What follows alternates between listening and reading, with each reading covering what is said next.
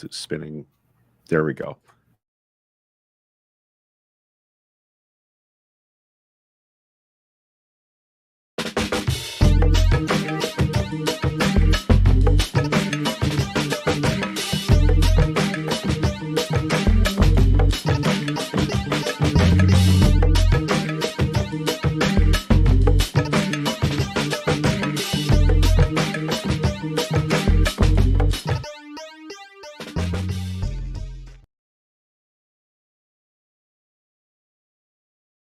Of course, our friend and co-host Sam Ronan from Florida for Change, Tampa Bay for Change.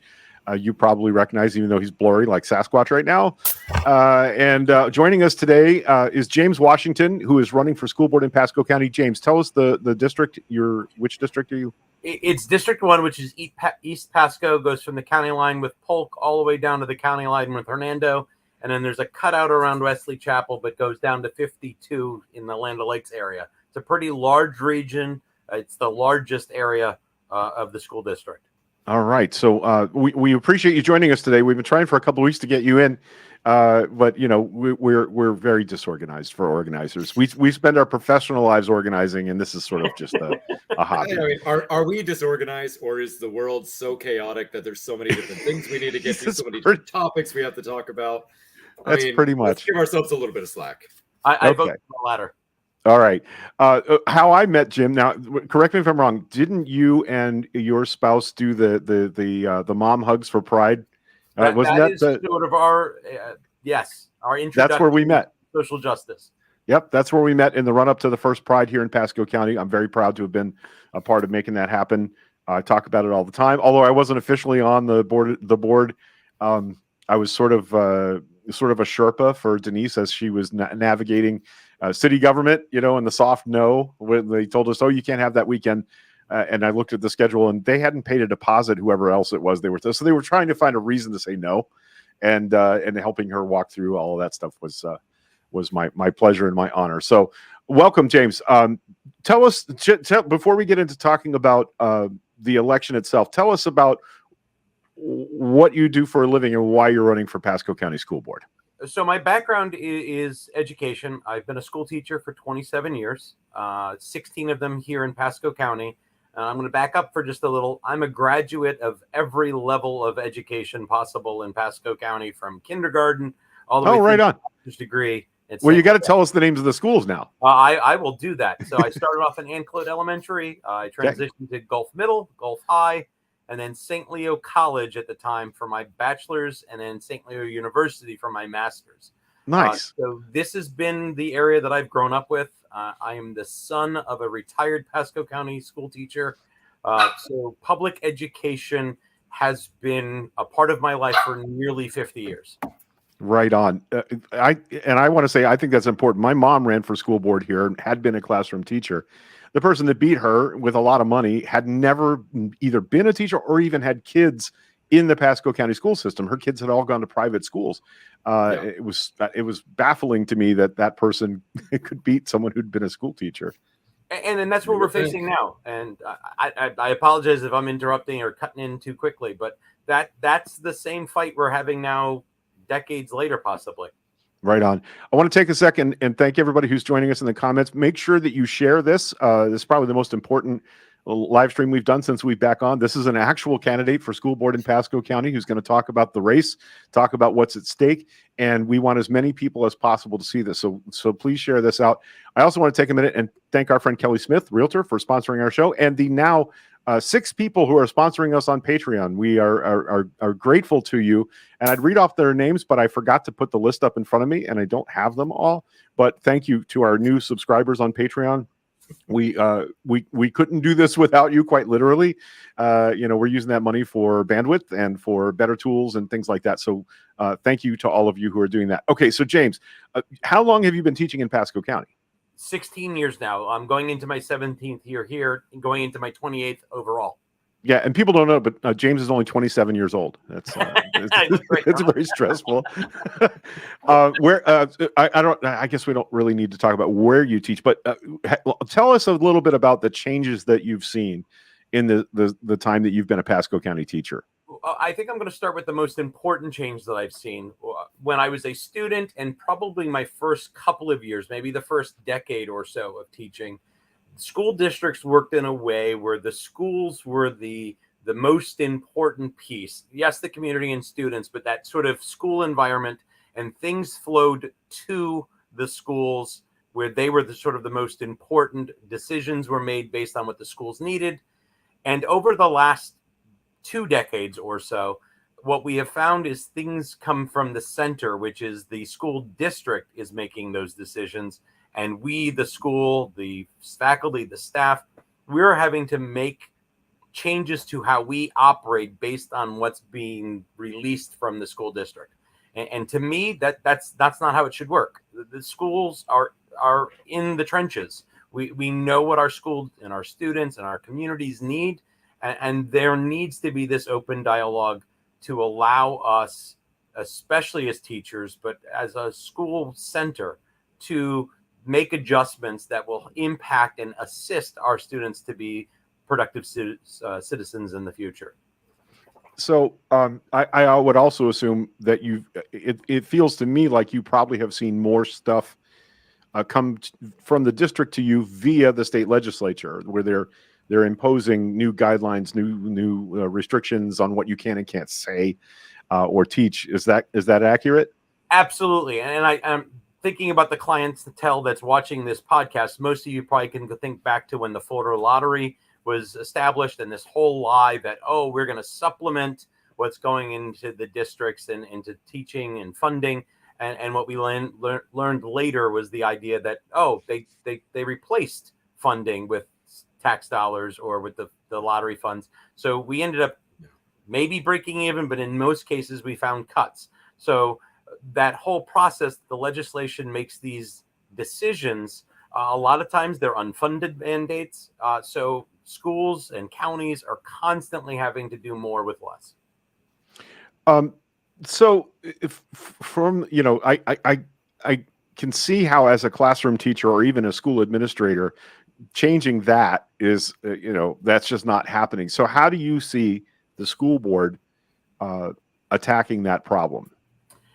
Well, I'm going to stay more recent than in the Florida lottery. This last legislative session, if I had been on the school board, this is what I would think I would hope to be doing. Again, legality, what would the district attorney tell me I had to do or couldn't do? But there were so many pieces of misinformation and lies, just outright lies, being told about what's happening in our school system, that I think if school boards had stepped up and said, this is not happening, stop, full sentence, exclamation point, this isn't happening, this indoctrination of students, or even focusing on the bill called the Parents' Bill of Rights, there's nothing really in that bill at its core that already isn't happening in schools. The idea that if a parent doesn't want a child to listen to X, Y, or Z lesson, they've always had the ability to pull that kid out. So there was nothing in there on that surface that this bill accomplished. It's the stuff that's hidden. And if you paid attention to any of the hearings where they voted on these bills, what the intent of the legislation was: to alienate and disenfranchise some of our most at risk, some of our most challenged students, especially the LGBTQ community and others. So as a school board member, I hope that I will have the ability to step up and say, enough is enough. We've got to start telling the truth. We have to respect what's happening in the classrooms. And I can't sit back on my throne, unfortunately. I think some school members think that, and just watch it happen and say that I wash my hands of it. And I need to be more involved. I will constantly fight for my teachers and my students. And hopefully as a school board member, I can continue that. That's an interesting distinction. Do you think school board members, do you think you're more responsible to the teachers or to the students as a school board member? Oh, that's a good question. I hadn't even thought of that one. I'm known for that. I think that's why we have a show. Yeah. If I was to break it down, I think percentage-wise, it's probably 40 teacher, 40 student, and 20 parents.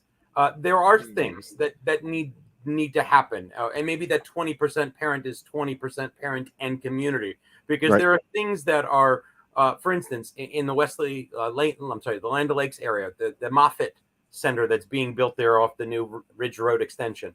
They're going to have needs for that school when it gets built, funneling medical skills students or those kids who are going to help build the school, hopefully, who will be in the HVAC department, Trades programs, yeah.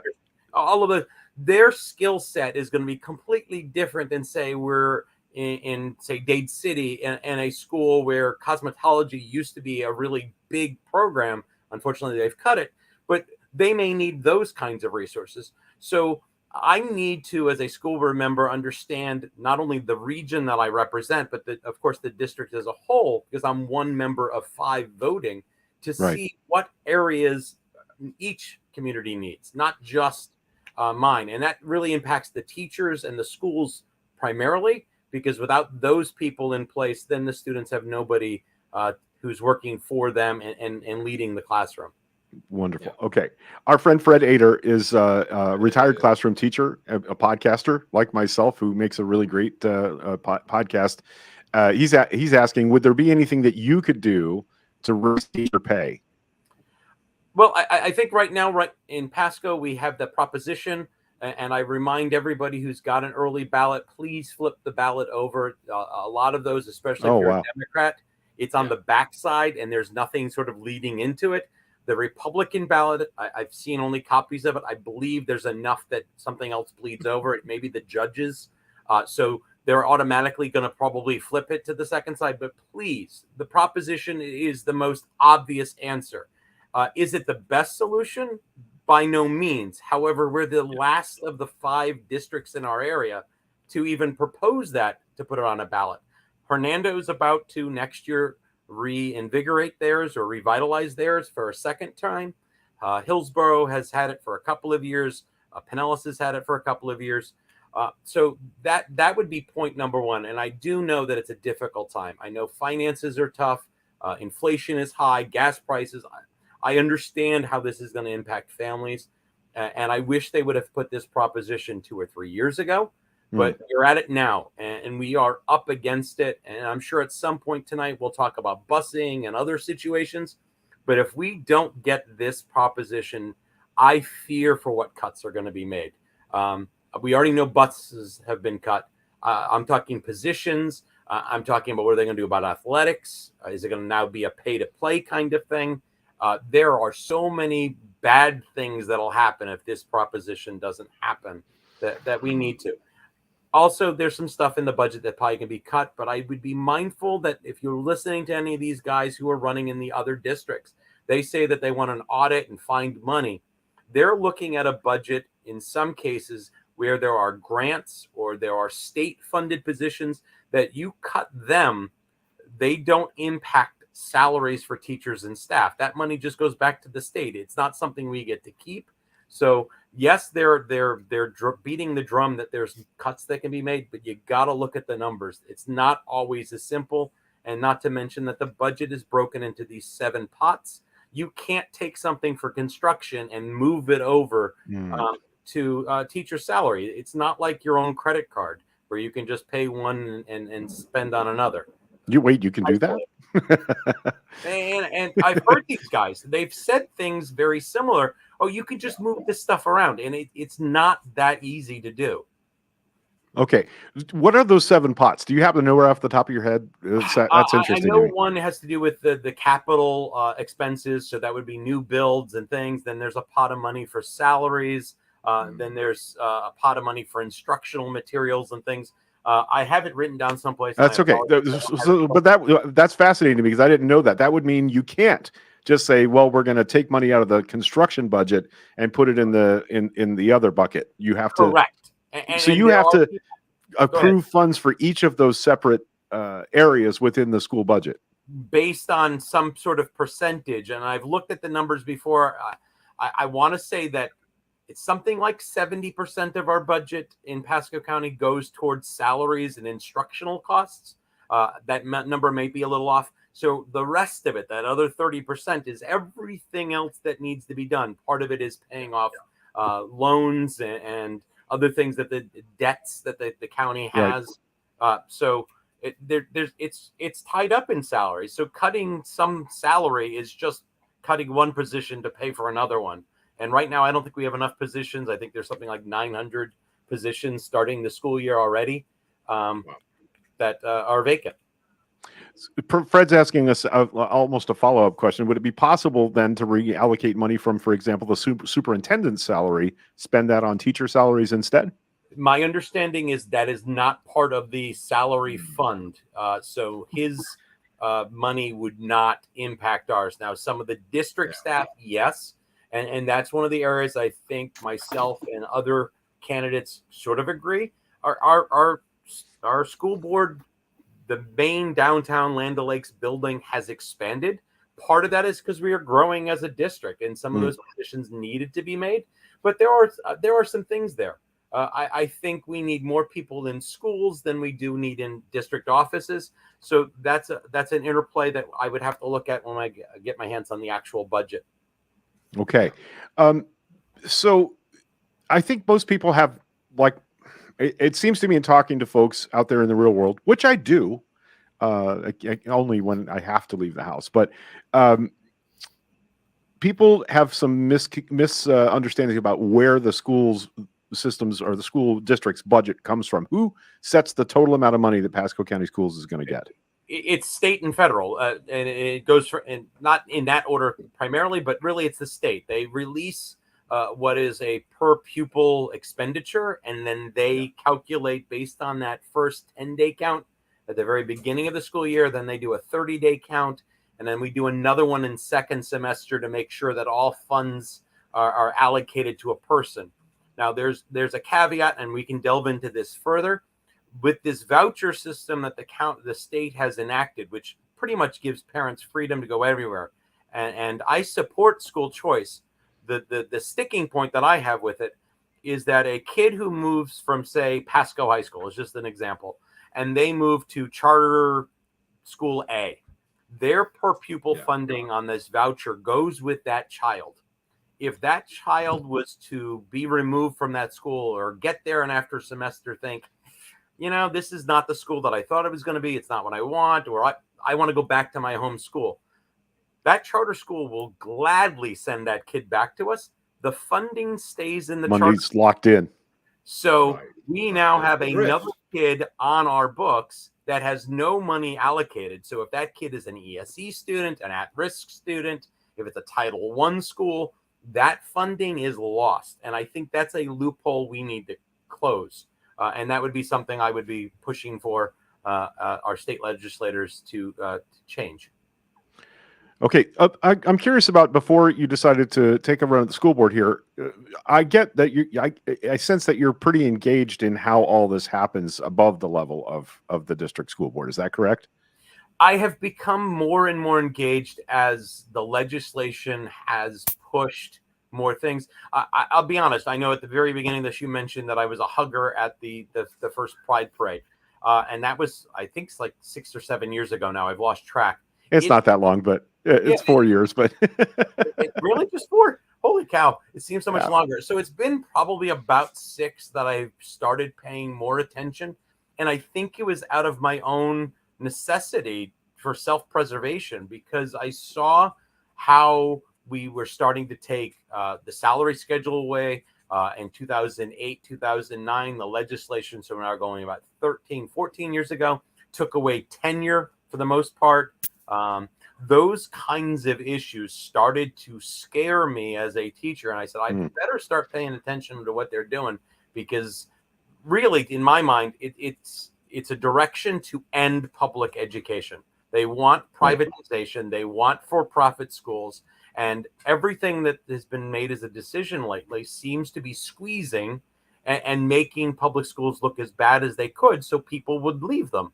Yeah. And you don't have to get radically political. I will. But there is a movement, a conservative movement, to shrink the size of every government institution to, as they say, to be able to drown it in a bathtub. And this is what I feel like we're seeing in public schools. And I can only speak for in Florida. I am a product also of Pasco County schools. My mom was a classroom teacher in Pasco County. I know dozens of teachers and administrators.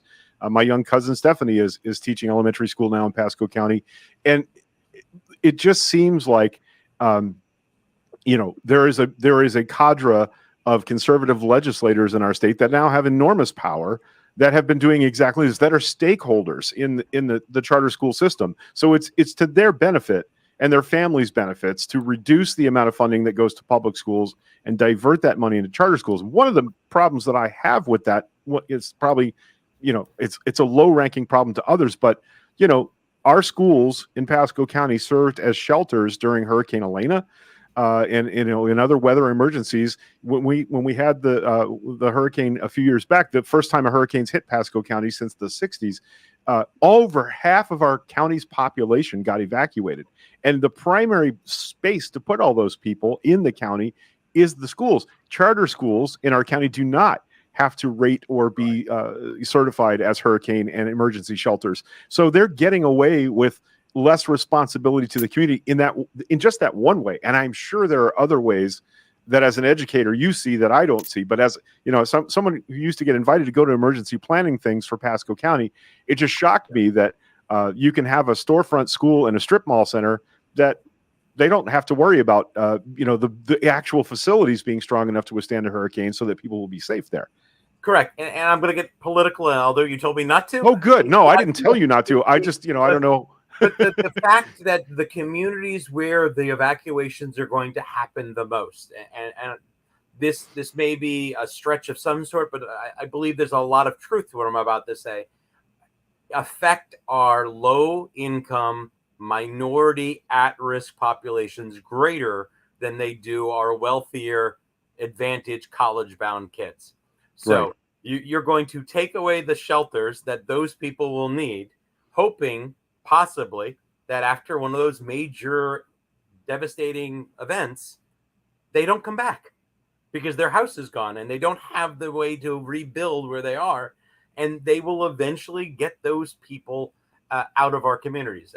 And I think New Orleans after Katrina is a really good example of that actually happening, where the city was depopulated and it wasn't repopulated by the same people that had to leave. Correct. And I'm only using as my basis of that thought is one of the other groups that I help volunteer with. And by no means was I in any kind of leadership position in this, but we had a group of people who went out and fed the homeless in Newport Richey. And we would go out and help every once in a while.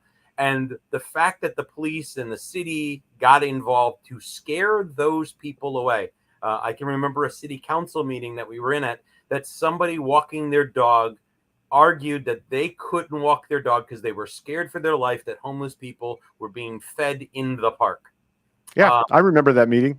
So that's the kind of thing. I mean, people who are not paying attention to the big picture, that's sort of where, and that's sort of what motivated me to get into this race, is because I'm able to see, not only as a parent, but as an educator, and I think a fairly intelligent human being, those pieces needing to be put together. And I will guarantee you there's not another candidate in this race that has those experiences that I have.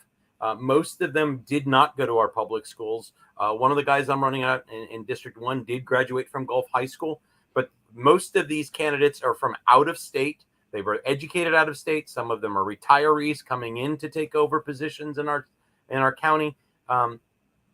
I've lived it. I've seen it. And I know I'm speaking to the choir here of our listeners and the people hosting the show. Yeah, we used to call those carpetbaggers in the Old South, but I don't think they move here now specifically. Right. I don't think they move here specifically just to run for office anymore, but we've seen that time and again. And I don't know what year you graduated. I graduated Hudson in 1982. And I remember the first time there was going to be a tax to improve our schools. What we heard over and over and over again was, well, my kids all went to school in Connecticut, New York, Ohio, Michigan. So why do I have to pay for? And so, what you put in place when you don't approve school funding in this way is kids that are going to flee this area immediately. And the more we pressurize those low income and marginalized groups of students, the less of them are going to stay in our community. I can now name probably, I won't name them because that's not cool, but 10, maybe 12 people that I went to high school with who were gay and were not out then and left. The minute they graduated high school, they left because they understood that it was physically dangerous for them to remain in Pasco County. Now, translate that onto people who are of color. When I graduated Hudson High School in 1982, we had one student of color, and he was actually Dominican and adopted by a white family. So we had no cultural diversity at Hudson High School. We had some Hispanic population, but again, that was in an era of Americanize yourself. People were teaching their kids not to speak Spanish in the home, to assimilate. That was the culture here. And it was not until after I graduated and went away that I learned that there was a reason Hudson High School was completely white in 1982. It was redlining. And what that seeks to do is limit the access of poor and marginalized communities to services, to education, to the reasons you'd want to live in a community.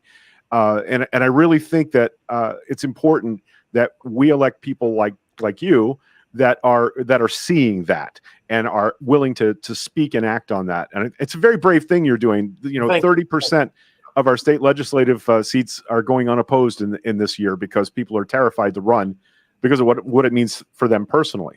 Well, I clarify a couple things. Number one, I understand how people think what I'm doing is brave, but you had mentioned some of those LGBTQ kids who were in Hudson High School. Those kids who have stuck through it, kids that I've taught, do their authentic self daily. Those are truly the brave kids. What I'm doing as a cisgender white guy in my late 40s is pretty typical. Yes, it's out of my wheelhouse, and I'm hoping I do it well, but I don't see what I'm doing as brave. The second thing I want to point out real quick, and I don't want to usurp all of your questions, but you said 81 you graduated in? 82. Yep. I was 91 in Gulf High School, and I think it was 90. Somebody on the chat can correct me if I'm wrong, but River Ridge High School was built, I think, my junior year and started pulling kids somewhere like 91, 92. And you mentioned the word redlining. Look up at the makeup of what happened to Gulf High School after River Ridge was built, and you can see a distinction of where Gulf High School took a different kind of population than it normally had.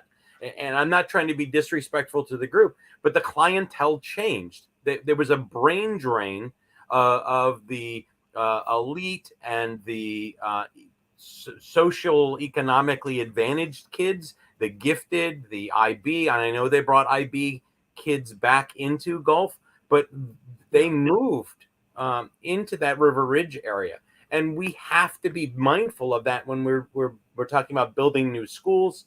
And it's something. And you also mentioned the idea that these people aren't coming back after they move. My third point is the county commissioners are just allowing growth to go unfettered.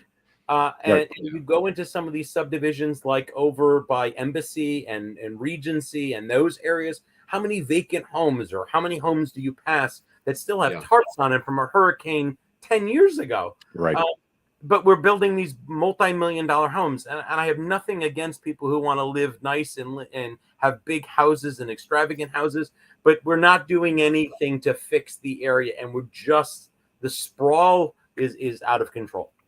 Yeah, that's an interesting point. That's a real thing, and we're watching West Pasco kind of die on the funding vine in that way. And I also want to point out that the River Ridge thing, well, part of that was arts and music, right? Who has the money to send their kid for private piano lessons or buy a $900 musical instrument for them? Those are the people that end up in those schools. And the funding thing, you're so right. One of the things that I don't think most people know is that the county commission is incentivized to their pay is based on total growth, not on anything, not on quality of life, not on quality of schools. I really wish they were held accountable for things like quality of our public school system in their salary considerations, but they're not. And you're absolutely right. The whole thing we saw happen over the past few years on State Road 54, where the past decade, we know they've been under collecting by tens of millions of dollars, what are supposed to be impact fees for traffic. Why is traffic so bad on State Route 54? Because number one, they didn't collect any money from businesses that opened there based on parking spaces and the number of parking spaces and lots. Then they didn't enforce anything to make that any better or spend any money to make it any better. So they're just cramming people in. And you're right, that sprawl, it's easier to build new than it is to fix problems between Hudson and Holiday on US 19. Correct. Yeah. And a couple of things that you kind of mentioned in there, the idea that the county commissioners are getting paid, incentivized. Look on the ballot. How many county commissioner seats are up there? So one of two things, in my opinion, are going to happen. Those people who are elected out of office, who don't get reelected, are either going to push for a lot of buildings so they can collect one big fat check as they're going out the door. Right. Or two, those newbies have seen how much the oldies have already gone, and they're going to I want my cut. So we're going to have this massive explosion. And then the other part that we haven't really talked about is that those pieces are based on, I think it's census data for every 3 to 5 years for new build kind of things. Although there's stuff already in the works that people haven't paid attention to that's already been planned that is going to happen automatically. But schools, on the other hand, are built on what I've been told is called heads in beds. If the house isn't built, a school can't be counting that as a possible population. So that is why we're so far behind on building schools. So until we fix that problem, which I don't believe the county commission, and I know several of the candidates for school board are in bed with those candidates, they're not wanting to fix that system. So until that gets fixed, we're never going to fix the overpopulation or population of schools. Okay, that's good to know. Mishi Freeman, who is an awesome person, by the way, is asking, how can we best help James Washington win? What does he and his campaign need from us the most? If we can't help financially, she's disabled, can we volunteer in some way to assist? What does the campaign need, and how can our listeners and viewers get involved? Well, first, and I know she said that she couldn't help financially, and there are others that listen. That's always going to be the big thing. I'm running against a guy named Al Hernandez, who has thousands of dollars being funneled in from out of state through the Advent Health and all of that stuff. Please go look on his donor website. Those people don't live in the state. They have no reason to be supporting a candidate. His bill right now is about $70,000, and I'm about to crack, I think, 5. So financially, that's always the big thing. But as far as people who can just help out, knocking on doors, spreading the word. I have a new campaign manager who has been absolutely phenomenal on putting out different kinds of social media. If you would just please share those, you can find a lot of them on my website, and we can give it again at the end, and I'll type it into the chat here, but it's the word VOTE, VOTE, the number 4, jameswashington.com. You can go on there. There's a way to sign up for volunteering things, knocking on doors, sign waving, postcard writing, especially if this doesn't get decided in this August primary. We're going to need lots of people who can start writing to other people come November or towards the November election. I think it's going to be Al and I. I'm hoping that it's just me, but right now things seem to be polling in that direction. So I've got an uphill battle to fight somebody who's got a war chest that I just can't compete with. This is the problem for every progressive and Democratic candidate. And I know school board's nonpartisan, I get all that, but this has always been the problem, is being outraised at least 10-1. It's what Kelly went through. It's what Brandy Goyette went through. And all you need to do is look at the donor list. It's all you need to do is look at who is donating to those high dollar candidates. It's developers. It's out-of-state health companies. It's I didn't realize Advent was donating to school board races. That's interesting. It's amazing. I don't know, besides his own family, that there's anybody with kids in schools that has donated to his account. And if I'm wrong, I apologize for misleading the voters. But look at the numbers, please. It is outrageous. Who is he going to serve? And that's the question everybody's been asking. My donors are typically teachers, families, and those people have a direct impact, or my job would have a direct impact on their children's well-being. That's who's supporting me. Right. I would. Well, I put Mindy's comment up here too. Mishi, the Democratic Public Education Caucus will be doing phone banking, and they could definitely use your help. There you go. It's making phone calls and knocking doors. That's always the answer. But we always get asked the question, right? Sam and I both know that knocking doors and making phone calls is the thing. That's what kills. Yep. And if I could throw one more thing, sure. I'm sorry to please. your conversation. That referendum, it doesn't impact my race specifically, but what a help that would be to our public education system if that could get passed. And again, I know people are struggling to pay bills and asking them to have another tax burden. But if you look at the flyers, that information that's been put out for Lift Up Pasco, in most cases, a $300,000 home is going to see an adjustment of about $25 a month. Right. Again, I know there are families that's very impactful to. But I'm poor and I spend more than that at Dunkin' Donuts every month. You're talking about a couple of pizzas that month that you didn't order, or a couple of Starbucks for many families. What an impact that would have to bring us relevant to the surround. And relevant is the key word. It doesn't bring us equal. Like I said at the beginning of this, other counties have already passed this. We're still 3 or 4 steps behind them. This just gets us a step closer to being like them. Right. I want to go just circle back for just a minute and remind folks that having lived in Pasco County since 1974, we moved here from South Florida, from Hollywood, Fort Lauderdale area. And having seen that resistance to funding schools means that, I'm 58 now and I have some health issues. I'm probably going to be here for a while. I'm not going anywhere until my mom's gone. So I'm here and I'm a member of this community. And what I'm banking on when I'm thinking about whether to vote yes on that proposal on our ballot is who's going to be here to take care of me. Who are the young people that are going to come here for jobs and housing and try and make a living in this county to take care of older folks. And if you're my age, if you're 50 or over, that's the thing you need to think about, because we failed at that in the 70s and early 80s. We failed at building infrastructure to take care of the elderly. And guess what? When those people died off, their kids didn't move here. Their kids and grandkids from wherever state they had come from abandoned properties in place. Rental properties became more and more run down. Neighborhoods failed. Country Club Estates, parts of Jasmine Lakes, parts of Embassy Hills, Regency Park, these West Pasco neighborhoods that are, that you see as maybe blighted or failing now, that's happening because nobody wanted to trust their retirement future on there being services and people here to take care of you. So what you're in a sense doing when you support the schools in this way is you're supporting the idea that there's going to be a future worth living in this place. And that's why people move to a place. It's not because it's cheaper, although I think there's probably some of that. I think it's more that I want to feel secure that if I have an emergency or I need home care or I need somebody to bring me meals, there will be services in my community. We can't do that on the path that we're on as a county.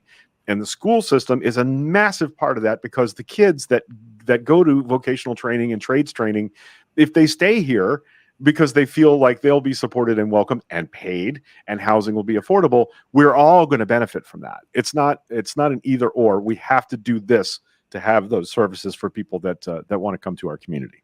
That's correct. And I'm kind of keeping an eye on the chat in the corner, and I don't mean to call somebody out, but there's a Virginia Rupert that's up on the screen. Talking to her neighbors in Holiday. A couple things I would mention. Number one, that $25 fee, which again per month is a possibility, is based on that full millage. If that gets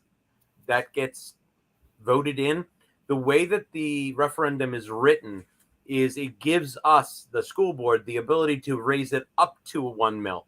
There'll be workshops and decisions made where we could go as low as a $0.5 mil, which wouldn't be as much raising of funds as we absolutely need. But that's where that kind of discussion could be happening, where we know that our citizens can't handle that big of an increase right this second. And that might be a conversation that Virginia and her neighbors need to have. The second point I would make is I've read on several occasions that our city government has undervalued homes considerably, which then allows them to not collect as many taxes for all of these things that we need, the penny for Pasco, et cetera, et cetera, et cetera. So our coffers aren't as full as they could be to start with. And that's something to be talking to your county commissioner candidates as well. What do they feel about the valuing of homes? Are they undervaluing or overvaluing or keeping them at market value? When you said city government, are we talking Dade City, or we have several cities, and I'm not sure which one? I think I heard the thing I was reading. I think was the Tampa Bay Times article. And again, I can't put my finger on it right this second. And I think it was just a regional discussion that was happening on one of these like Business Insider kind of things that they're being marketed low so that taxes aren't being collected. Interesting. All right, James, is there anything you want to close out with? You want to tell us that we haven't thought of yet to talk about? Well, I mentioned it in one of my previous answers. Those of you who have not paid attention, I did something on my podcast, and you can find it on that website. I'll give it to you here and again in a minute. Yeah. But the busing situation scares me to death. I have a meeting with another parent tomorrow where I'm supposed to be going to walk one of these spots where people have been told they're losing busing.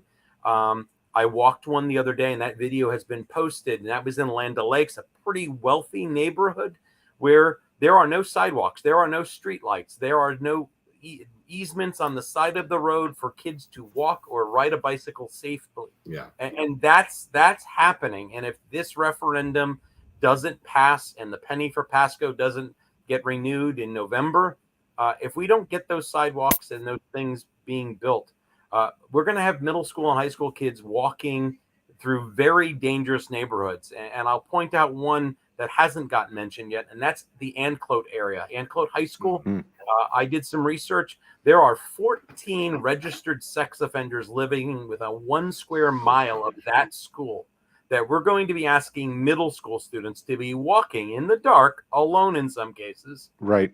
Parents have to go to work, and they're going to be going. And this is a conversation that's not coming up in our campaign. It is not happening in our debates or our town halls. They're asking very similar questions about, are we for a superintendent that's elected or appointed, or what are you going to do as a school board member? But the key issues are not being discussed, and I encourage everybody to go to my website and see what I've put on as my top issues.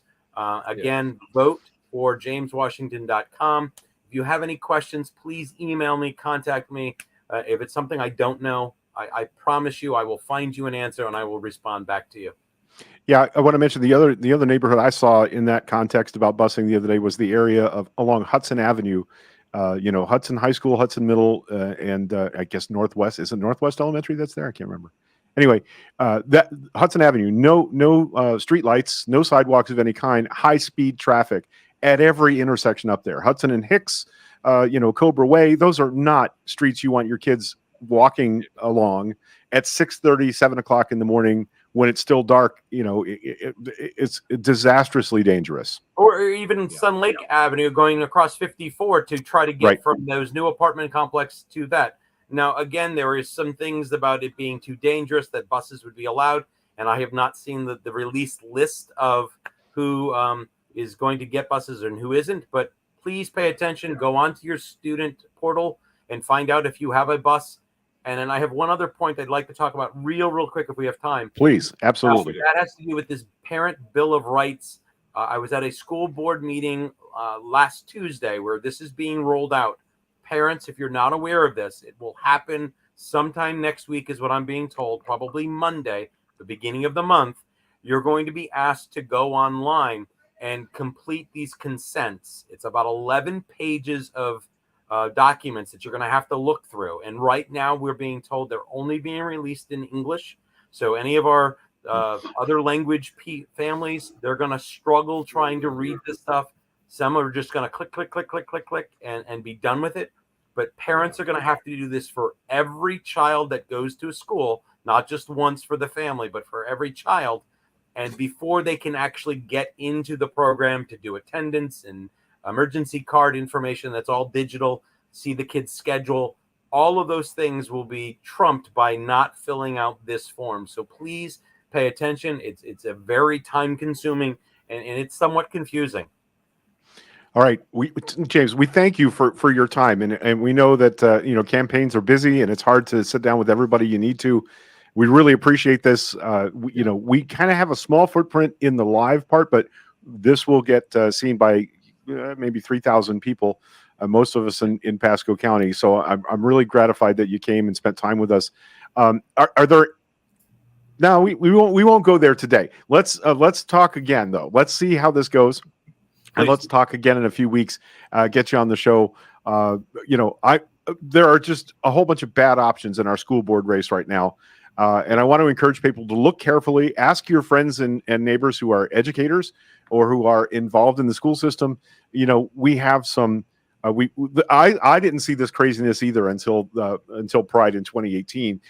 This outpouring of hostility towards our gay and lesbian and trans kids. There's a local coffee shop that I used to frequent that supports all of these people that want to fail to recognize. Look, recognizing our gay and lesbian and trans students keeps them from committing suicide. Yeah. So you either want these kids to live or you don't. It's that simple. And voting for candidates that are trying to limit the information they get, that's not okay. Yeah, Again, thank you for this opportunity. Some of these people don't want those kids to live, and I think we need to just say it. I think we need to stop talking in theoreticals and just say these people don't care if certain children live or die, and people like Jim do. We know that. That's the difference. Yep. Right. So you're the absolutely only person in the school board race that we can say this is the guy. The rest of the races are. Greg, he's like the only one that my organization, Florida for Change, is endorsing in Pasco County. Period. Right. Around and I'm in like, any race, who's really worth giving a boost to? It's him. It's there you go. And if I say something wrong, please call me out on it. I'm learning everything new every day. So again, I speak from the heart. I'm for kids and for teachers, and that's sort of the message I want to make sure is clear. And I thank you guys for this opportunity, and I look forward to the next time we can talk. Absolutely. All right, man. Have a great day, and thank you, and thank Mindy also for all of her hard work that we know she does out there in the community as well. Oh, Mindy, listen, I have not done anything involving endorsing in Pasco County education, and really just in Pasco County politics, period, without getting Mindy's approval and having her chime in. I mean, I still remember one time where I had someone on one of our slate cards who was not the right choice, and Mindy gave me hell for it. And she was right. And I looked into it and I changed it. I changed it immediately. So this is a good dynamic here. Thank you. I'm going to turn my camera off, and I'm going to keep listening online. If you have anything that you need me to chime back in on, let me know if something comes in the chat. Yeah. Right on, James. I'd look for questions in the comments on the Facebook page, because a lot of times people will chime in later and ask questions. So thank you for joining us, and thank you for giving us the information. Thank you again, guys. All right. Have a great day. So that went well. All right. That went great. That went really good, man. Yeah. He's our guy. What I knew the minute he announced that he was going to be the guy. So I kept thinking the entire time, like, you're actually in Pasco County, and I actually did go to a school in Pasco County. I went to a private school in Pasco County, but I'm going to say that too loud. So I didn't have a lot to contribute, and I really did just get to listen, I think, along with the audience. Kind of get that's mostly what it's like working with me, though. but I like that. I like that, and I appreciated how thoughtful he was and how he could just talk. I mean, the man could talk very, very well, and he clearly knows his shit. So that's great. Yep. He's the guy we need. And look at how focused he is on marginalized communities, minority communities, where the funding goes and doesn't go. And we need someone on the school board that is not just mindful of that, but is outspoken and has always been outspoken about that. Yeah, absolutely. All right. How you doing, Sam? Man, I'm tired. I don't know if you can tell. I'm a little shell-shocked. What are you tired of? Nazis? Nazis? Like Nazis, Greg. Yeah. You keep thinking we're done with them. Well, as you know, and I don't know if the audience knows, I had to encounter actual neo-Nazis over the weekend. People with swastikas, people with SS banners, people with little cutouts of anti-Semitic cartoons, and as a proudly Jewish man with a wonderful queer disabled wife, I feel a certain kind of way when I see Nazis in my face, existing, breathing my air, and I saw threatening and harassing little old ladies. Yes. Well, great. It's made news that they were there and they were waving flags, but what has not been reported on properly is that there's a woman. I don't know if I want to name her, just given the fact that she was harassed. Elderly Jewish woman, a great volunteer for many organizations, causes, candidates over the years. She's been targeted by these people before. Their organizations with ridiculous names like the Goyim Defense League and things like that. It's a lot of these people that tend to come through now and then on their little tours. They go on tours through our area, essentially, like tours of duty, but where the duty is being an asshole. And after they were waving flags outside of the Tampa Convention Center, they came and they harassed this woman in her neighborhood, which is actually right where I live, where I am right now. They were right over here, throwing anti-Semitic flyers, bags of chicken feed, which for the life of me, I didn't understand. And the best grasp that I have of it is that in some of the camps, we were fed chicken feed. So it's okay, I can explain this. You can explain that? They drive through neighborhoods and they throw little sandwich baggies with a flyer, a recruitment flyer out the window, and chicken feed or tiny little stones like pea gravel or aquarium gravel gives it enough weight for them to throw it into your yard. That I knew, but from what I understand, this was separate just bags of chicken feed. Oh, that I don't. I know. That's why I was kind of like, okay, what the hell is this? That's a new thing.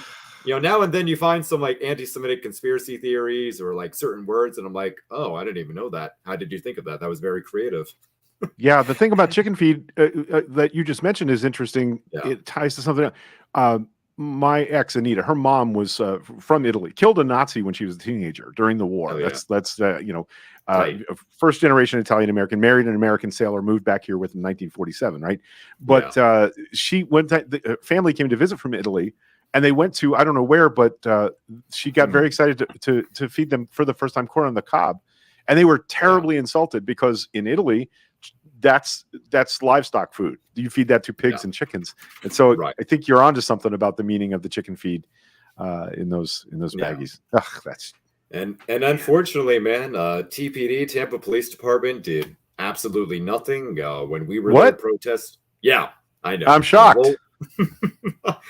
I'm shocked and I'm not. Obviously, there's the part of me that says, yeah, of course, cops didn't do anything about white supremacy. But, man, swastikas and just the SS flags just out in the open. And I know the cops were there because I was there. I, unfortunately, had to be the cop point person for the protest we did earlier in the day. And, they knew. And I tell you what, man, I've given Nikki Fried my fair share of shit on this show and publicly and on Twitter. She showed up the next morning, got a podium, told neo-Nazis to get the fuck out of the state. And I knew it was unscripted and not like a planned thing. Because obviously, who could plan around that, first off? And secondly, people from the convention who were attendees, you could see them in the background kind of looking over like, is that Nikki Fried? Nikki Fried? Right. Charlie made a statement. A couple of people made statements. Jen Castor, mayor of Tampa, nothing. TPD, unbelievable, nothing. So I know Ron DeSantis, nothing. Ron DeSantis, nothing. Turning Point USA tried to imply that it was actually leftists who were there as neo-Nazis. Oh, sure. Yeah. Right. And then they claimed that the neo-Nazis were actually protesting them. So they tried to be like, oh, yeah, us too. We hate Nazis. Come see. Then they need to explain the guy. They need to explain the guy who was making a point, yelling at a black person, "We kicked your ass in Rhodesia." Right. They need to explain because the white supremacist government, the apartheid government of Rhodesia, did in fact fight a successful bush war against black Africans for a number of years. And then guess what happened? Find me Rhodesia on the current map of the world. Right. They did not, in fact, kick black people's asses in Rhodesia. They lost everything. And I know this because I lived 40 miles from the Rhodesian border in Botswana when I was a small child. So I wanted to yell at that. Nobody ever said Nazis were smart. No, but I just mean they wouldn't be Nazis. It makes me so crazy that they like, I wasn't there to yell at that. I specifically know about that, dude, and you're dead fucking wrong. But the people at Turning Points need to explain how that leftist agitator was not a white supremacist because he was yelling about the time white people kicked black people's asses in an apartheid country. Okay. I'm glad that we have Megan Summers in the comments here because Megan was with me and can definitely speak to the ineptitude of TPD, saying, I don't know what's worse, the TPD in action or the video of Hillsborough County Sheriff's Office and TPD officers in pictures with Trump. Yes, it's very hard to condemn people when they're your people. It's the base. It's more and more what I see, that conservatives, they're just mad because the wrong people are breaking the law or getting away with breaking the law. It's never them. It's always, you're arresting the wrong people. How dare you arrest us for, trying to overthrow the government? Here's our guy, Donald Trump. We're very proud of him in law enforcement. Are you really? I need you to think that through, because there's a lot of evidence that Trump has broken the law for decades. And, not literally, but figuratively shot people on Madison Avenue and never been in trouble for it. I think it's safe to say that a third of the fatalities in the COVID era are directly, he's responsible for the deaths of 300,000 Americans. And this whole thing where they're trying to, polish a turd right now and tell us, oh, he developed the vaccine. No, he fucking didn't. And didn't want to implement any. I remember his first statement on it was with one person dead off a cruise ship in Seattle. Oh, it's not coming here. It's not going to, we're not going to have COVID here. It's not going to be a problem. That was an innocent time. God. You remember that? We had one death. Of course I remember it. Yeah. And my friend Corey, Corey, my former host on the show, he was like, this is going to be bad. And I was like, oh, we don't know yet. But he was already trying to keep it from happening. Right. Well, we say it all the time in leftist spaces that there's so much said about direct violence and rioting and things like that as being uncivilized, not a way that anything works, not decent in a liberal democracy. But policy is violent. These policies are violent. They're violent on people. People die from them.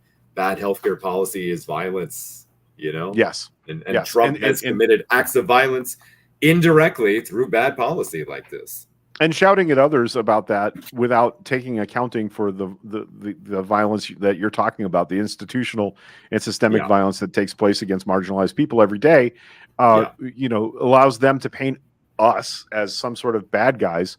Look, there are quotes going back as far as you want to go in civil activism, in protest activism, that while we would like nonviolence to work, we have a lot of examples that say, no, it doesn't work until it gets violent. And, the Gandhi method, which is being willing to take a beating and then show that the other side is bad because they beat people who are not violent. We're going to get there. We don't see things change until there's enough pain. Pain is a motivator for a lot of change, whether it's institutional or in our own family systems. We have this saying that an addict or an alcoholic has to hit rock bottom before they change. That's pain. And some of us are really pain tolerant and some of us are not, but we're going to have some of that. So absolutely. Hey, I am, me, I'm already there.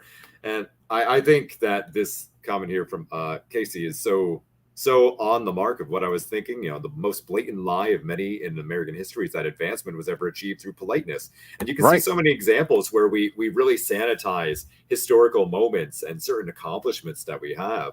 Like I think about MLK all the time. MLK coordinated with Malcolm X. That threat of real violence was a coordinated front for civil rights. And we never acknowledged that. We never acknowledged that they were begrudging allies. Yeah. And Fred's, I really don't want violence. It may be unavoidable. That's the thing. When I lecture my more conservative and wealthier friends about, no, dude, I'm just trying to keep you from getting your head lopped off. Because everywhere in the world that income equality gets to a tipping point, bad things happen to the rich people living behind what they think are protective walls. I don't want that. I don't want us to get there, because I have read enough revolutionary, history to know that once people start getting their heads lopped off, you don't get to pick anymore who is a bad guy or a good guy.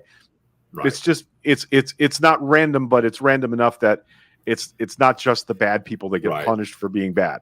And I want us not to go there. But the longer we go down the road before systemic change that makes income equality better, reduces poverty, improves health incomes for minorities and marginalized communities, until we do those things, we're risking more and more Right. an overwhelming amount of violence. And I just think it's not Well, cool. that's listen, man. When I'm hard on I'm not this bragging on her because she's administration- mine, but No, I mean, when I rag on the administration, it's because, listen, as much as I talk about revolution, and I do think that is something necessary in some ways, I have also read my history. I understand that revolutions are often bad and that you can lose control. I have read through the Chinese Revolution and how in the 50s and 60s, there were roaming bands of teenagers that would just be like, hey, that guy's haircut looks stupid. That's probably Western decadence. Let's kill him in the streets. Like, these are things that happen. I understand that. I don't want that, but man, we're going to hit a certain point where that's going to happen. Something like that is just going to be inevitable. And we've got one side that is absolutely planning around that. And they're going to have a revolution on their terms. They're going to do it. I think that they're as has been proven before, their fatal mistake is thinking that those of us on the left are soft, or those of us that believe in liberal democracy, and I don't mean capital L liberal, I mean actual democracy, are weak and soft and won't fight back. That's a mistake that's been made before. I think that our problem is too many people on our side don't even realize what fight we're really in. Or they say they do, and it's not quite sinking in yet. That's a kind of softness. If you hit someone and they aren't ready for it, people got to be vigilant. People got to be vigilant. All right, so enough happy fun time talk. Oh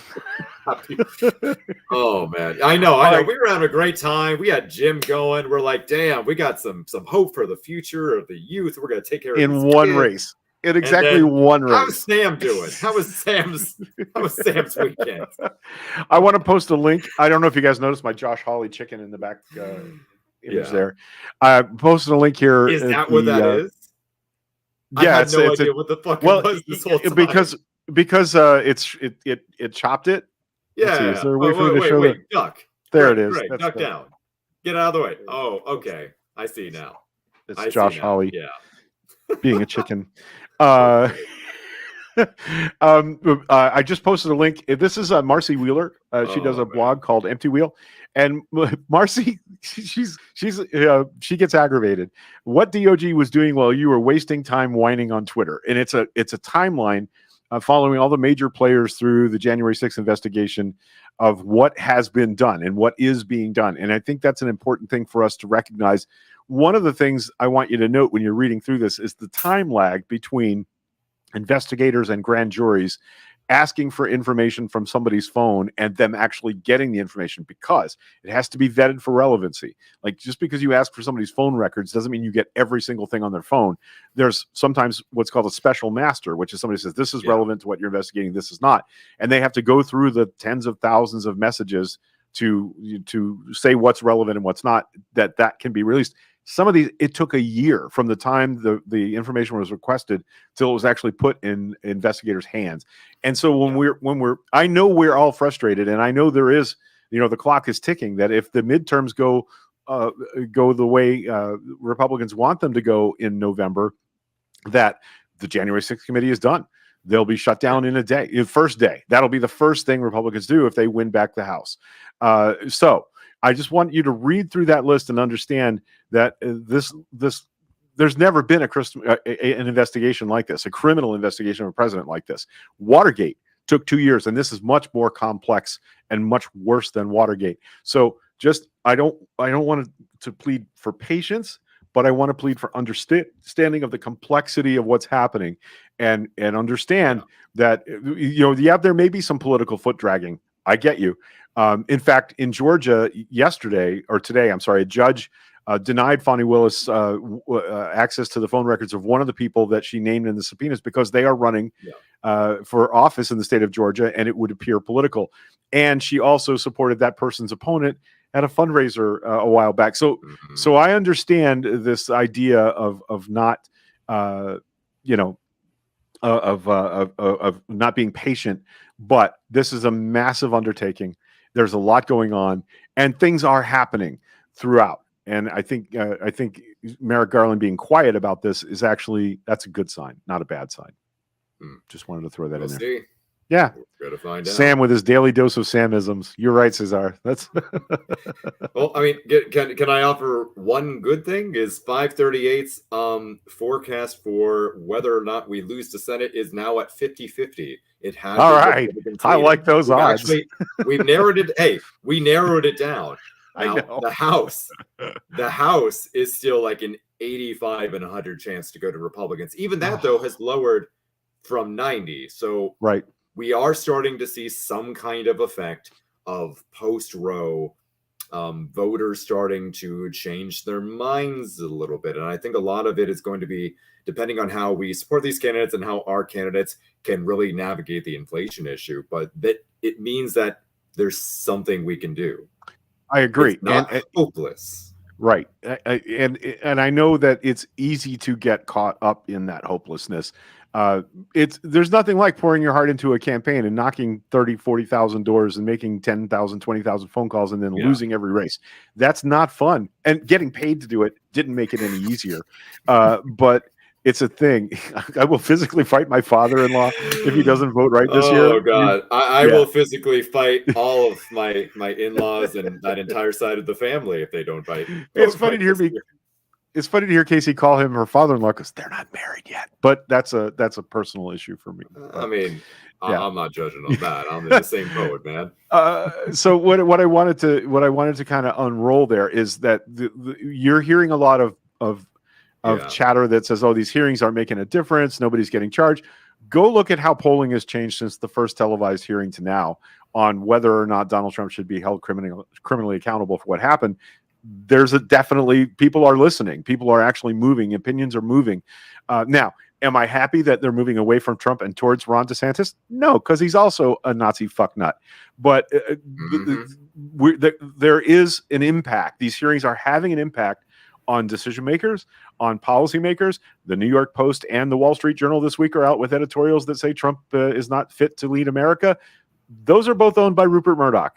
Right. So I watched Liz Cheney on the Sunday morning show say, yes, some Rupert Murdoch owned media outlets are, in fact, recognizing that Trump did dangerous and illegal things, which was a real poke in the eye to Fox News, where she was appearing at the time. So just keep in mind that things are moving in the right way. Fast enough? I don't think so. But again, if you're going to take this shot at a former president of the United States, you absolutely have to get it right the first time. And this is our third kick at the cat with holding Trump accountable for his actions. So we've gotten 2 more chances than I thought we would get. And I'm hopeful that the outcome is different this time. But what we most need to do is elect Democrats or allied independents to the House and Senate for November. We have to hold control of the House and take control of the Senate. We have to, or none of this matters. And this may be the last election we ever have. Yeah. Well, hey, we got my boy Fetterman up in Pennsylvania, and I think he's going to kick Dr. Oz's ass at this point. I love him so much. I'm excited. I love that he's not been out on the campaign trail since May, and he's still killing. And Dr. it doesn't Oz matter. It doesn't matter. So I've seen a lot of chatter and debate because there's a lot of mainstream Dems that don't like him because he's very much doing things his own way, and he's kind of bucking a lot of their logic. And people just keep pointing out, like, he's doing all this and he hasn't even been outside. Like, he's doing all of this because his digital comms are so good. Yes. And because Oz's are so bad. And he just seems just generally likable. He looks like a guy you can hang around with and have a burger. He walks around wearing basketball shorts. He's got like a soul patch. Yeah, he just looks like my friend's divorced dad. He's just fun to hang around. Did you see the post or the article about his tattoos? No. Tell me about his tattoos. I love this guy. I'm trying to remember what the large tattoo I think was the day of a shooting in the town he was the mayor of, Braddock, Pennsylvania. But on the other arm is a series of dates, and it's the date of every gun violence death while he was mayor. He's got the dates tattooed on his arm to remind him of the importance of doing that job and working to end gun violence in his community. I got to tell you that I got kind of teary-eyed when I was reading his description of why he did that. I can't think of a better use of your arm space than that, especially because Right. for the rest of his life, he's going to look at that arm and recognize that he has a responsibility to either eat those deaths or to change Yeah. it so no more happen, right? And I can't imagine that he's going to be any different as the senator from Pennsylvania than he has been as lieutenant governor or mayor of his town. I wish there were more Democratic candidates like that in our sphere. That's what we need. We need more people like that. We need to let people like that develop. I mean, he's a grown-ass man in his late 40s, and he's had a couple different positions now. He's been developed. He's had time to become the person he needs to be. Right. And I think this also brings up a really important thing that even as I've been very doom and gloom about Democratic politics and looking at these scores with 538, I remember how bad the polling was for Barack back in 2011. And I had so many people coming up to me and going, Sam, nobody likes Barack Obama. Everything he's doing is unpopular. Nothing's working. All the foreign policy's bad. And I said, okay, cool. This is all true. Who do you have? Who's going to run against him? Because you can't just be bad in American politics. Someone has to beat you. So even if we have all of these issues and polling looks bad, if they're throwing up Dr. Oz against our guys, we can beat them. We might be able to beat them just because their candidates suck. Sometimes that's enough. In the Senate especially, that's enough. In the House, it's going to be a little bit harder, but still, we got to flex our edge. They have some really shitty candidates out there. All right, so what do we do to get Val Demings to win over Marco Rubio? Oh man. Listen. I know people on her campaign, or at least who can relay information to her campaign. I said from the start, don't let her go too hard on having been a cop. Obviously, you can't avoid it. I understand what you're trying to do. She was a cop, and you'll get around the defund the police stuff by having a black cop. I get it. But, and I told them this, the first thing that you're going to do if you go too hard on her being a cop and you don't focus on policy or anything else, you're going to have Marco Rubio getting the actual cops to endorse him and probably say that they hate Val.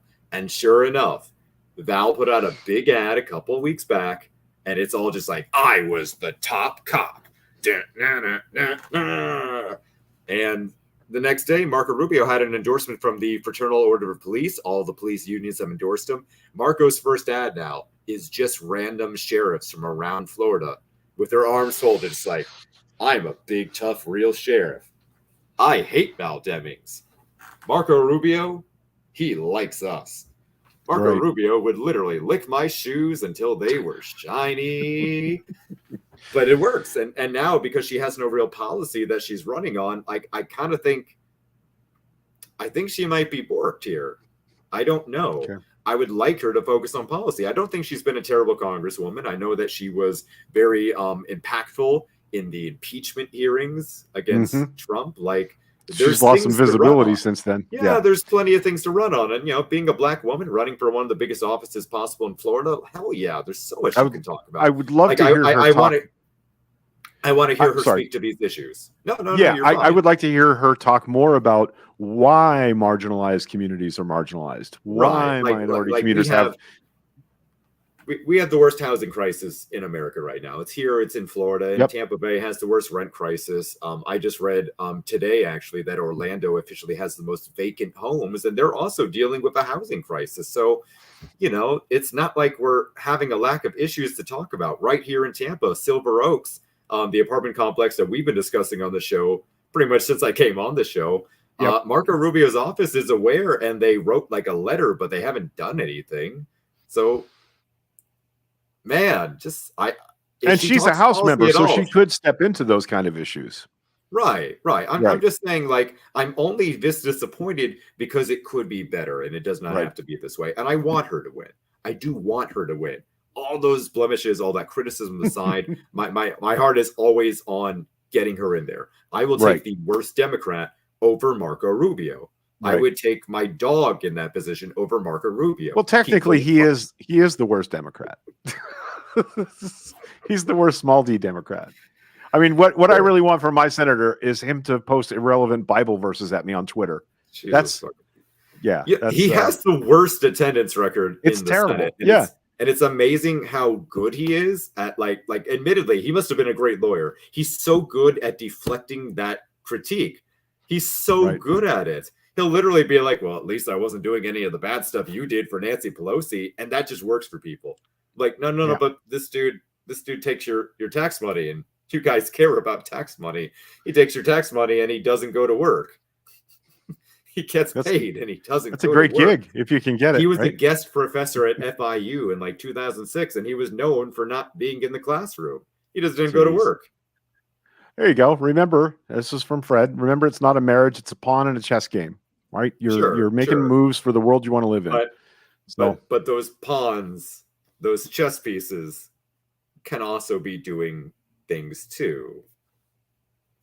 They could be doing things better as well. Showing up and it's a symbiotic relationship. Don't get me wrong. The point I was making when you brought up the Silver Lake Apartments thing, either one of these people, Val Demings she could take action. She could be in touch with the state legislature later. Legislators. It's not her district, which I understand is not. But she could certainly reach out and be public about it, and encourage. But who could be doing something is Congresswoman Kathy Castor, but I guess that wouldn't be good publicity for Kathy Castor. And that's helping your constituents. Who needs that kind of aggravation? Right. Yeah.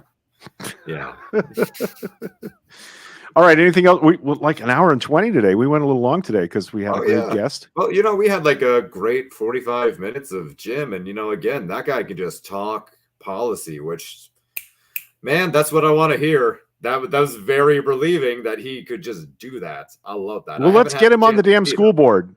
Let's get him on the school board, and then listen, I can't coordinate that stuff with the campaign. You, as a citizen who does not run a PAC, you can phone bank, and everyone watching can canvass. You can donate to his campaign, or you could donate to Florida for Change PAC. We are going to be running our own media push for our endorsed candidates. He is one of them. He is the only person we're endorsing in Pasco County. Because that's great. Well, guys, it's not great, but it's great that it's him. All right, every single episode, I feel like you say that people watching need to be thinking about running for office. And man, I don't want to just endorse one person in your entire county. That doesn't feel good. Right. We need a snail control officer. Is that an elected position now? Because maybe I'm just saying, there's a lot of people in these comment sections that, as I've been doing the show, I've learned to love. Fred and David and oh God, where are you? I know you're here, and Rachel's gone. Yeah, that's gone. Okay. We got Virginia. We've got plenty of people, and you guys seem to have really good politics. Run for something. Just throw yourself out there. We'll support you. I know your politics are good. I can see you talking about them every single episode. All right. I think I'm ready to put a cap on it, and we'll come back next week. We're kind of in a dormancy period with the January 6th committee, although I have a feeling things are going to continue to happen in that realm. It would be really cool if we saw some high level indictments before we get to some September hearings, but we will keep posting on that on the So Local page. I want to remind all of you that the more you share out the stuff you see on the So Local page, the better it is for us traffic wise. The more money we're able to raise, the more we're able to do the show. So please participate. And I want to thank Kelly Smith again for her sponsorship, and also all of you that have subscribed on Patreon. We're now up to 6 subscribers on Patreon. I didn't expect that. I'm super excited about it. It doesn't matter the dollar amount. I've set 10 as the primary level, and we're not doing any extra content yet. But if you have ideas for what you'd like us to do for extra content, if you want to have private Zoom chats and things like that, let us know what you'd like to do, and we'll do our best to make that happen. Sam, anything else you want to close out with here? Man, I just remembered I wanted to ask you if you watched the gubernatorial debate, but we'll be here another hour. Yeah, I did not. I was watching the January 6th committees, and I haven't gone back and watched it. I'm not sure. I haven't got my ballot yet, but I'm not sure. I actually just got mine today.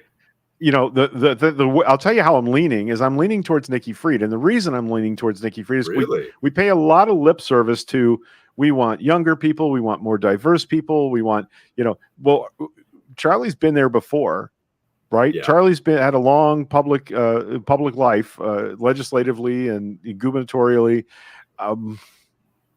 Why don't we change that up? And, Nikki did show up on Saturday.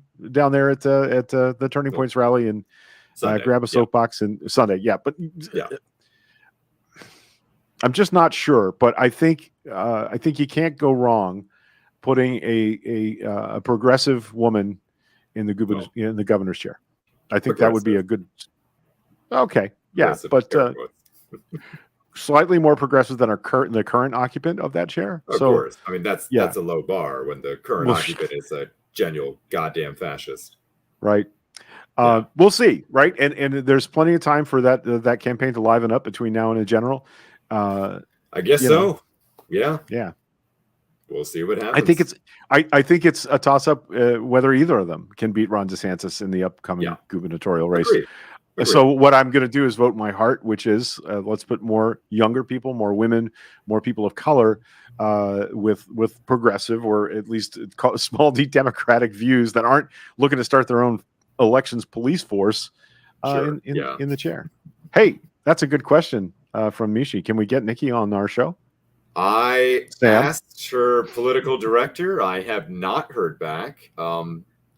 I've not always been the nicest to her as she's been running, but I will say I'm actually personal Facebook friends with Nikki Fried. I messaged her the other day about the neo-Nazis that were here right after her press release. I let her know about the incident where they had gone and harassed that woman. So, I can ask directly, hey, if her staff is going to be difficult, I can just go right to the source. I do not mind that. I know from Team Charlie that they were interested, but these are busy people. They're traveling 67 counties. Ballots are going out. So I do understand. But, hey, people watch this show. So we'll see what we can do. And in the meantime, we are working on getting more local candidates. And I do believe in local above all else. This is so local after all. From Pinellas County and Hillsborough County, there's people that are interested in coming on. We just got to schedule them. I know tell them I'll even change my background to something that they don't have to explain to their constituents. Yeah, well, as I've been telling you, I'm working hard on trying to get the entire change slate of school board candidates that we have running in Pinellas County right now. That's Brian Martin, that's Keisha Benson, Dr. Keisha Benson, got to put respect on the name, and Brad DeCourt. And we are working on getting the three of them, maybe all at once. We have ballots going out now, so it's decision time, and we want them on as soon as we can. So make sure. Believe me, I know, man. And of course, nothing worse than voting for somebody and then finding out later you should have voted for someone else in the race because you didn't hear from them. So. And of course, for whoever is watching, if you have not gotten a ballot yet, if you have had a ballot and you're still kind of like, no matter where you are, Florida for Change this week, I promise, I guarantee, we are rolling out our chain slate voter cards. We are going to have our recommendations for everything in at least 14, possibly 16 counties. I know it's very late in the game, but y'all, to do this kind of research, and especially given the slim pickings, and in this many counties, this is the most we've ever done. We've usually stuck to like 3 to 5 counties where we're doing Hillsborough, Pinellas, Pasco, Alachua, Osceola, Orange, we're in Brevard, Miami-Dade, Leon, Polk, and but it's coming. It's coming. Right. So for those who don't know, a slate card is basically this organization's recommendations for who they like on the ballot and why. Everything. So definitely.